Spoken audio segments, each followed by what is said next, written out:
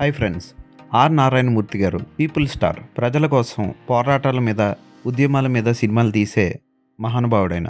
ఎప్పుడో ఎర్ర సైన్యం దగ్గర నుంచి దండోర వరకు ఆయన సినిమాలు బాగానే ఆడాయి. ఆ తర్వాత ఒక్కొక్కటి ఫెయిల్ అవుతూ వస్తున్నాయి. జనాల్లో మార్పు వచ్చింది, సినిమా తీయడంలో మార్పు వచ్చింది, టెక్నాలజీలో మార్పు వచ్చింది. కానీ ఆయన మాత్రం అవే కాన్సెప్ట్లతో, అవే పోరాటాల మీద సినిమాలు తీస్తూ వస్తున్నారు. సినిమా అనేది వ్యాపారం. ఆ వ్యాపారం ప్రేక్షకుడు సినిమాకి వచ్చి డబ్బులు ఇస్తేనే నిర్మాత నిలబడతాడు. లేకపోతే ఆ నిర్మాత తీసిన సినిమాని ఎవరో కొనరు కూడా. ఇది మాత్రం ఇప్పటికీ ఆర్ నారాయణమూర్తి గారు అర్థం చేసుకోలేకపోతున్నారు.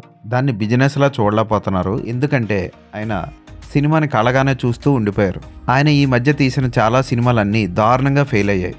ఈ సినిమా ఎలా ఉందో ఇప్పుడు చూద్దాం. University paper leak.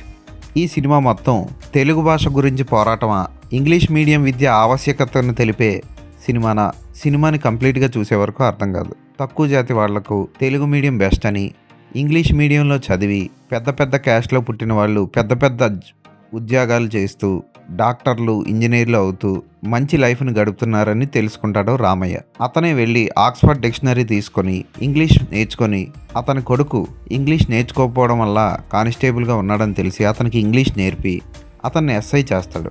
అసలు ఇది ఎలా సాధ్యమో ఆయనే చెప్పాలి. ఇక ఈ సినిమాలో స్టార్టింగే చాలామంది విద్యార్థులు ఆత్మహత్యలు చేసుకోవడాలు, ఫీజు రియంబర్స్మెంట్ల గురించి గొడవలు, ఇవన్నీ చూపిస్తూ ఉంటాడు దర్శకుడు ఆర్ నారాయణమూర్తి గారు.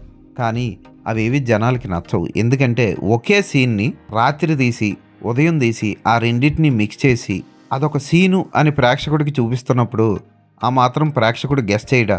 అక్కడ లైటింగ్ తేడా వస్తూ ఉంటుంది. ఇలాంటి షాట్లు, ఇలాంటి తప్పులు ఆయన ఎన్నో చేశారు ఈ సినిమాలో.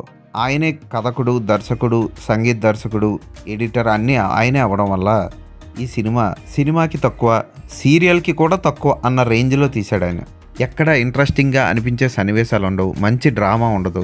ఉదాహరణకి ఆర్ నారాయణమూర్తి 2 పాత్రలు పోషించారు ఈ సినిమాలో తండ్రి కొడుకులుగా. ఒకటి రామయ్య, ఒకటి అర్జున్.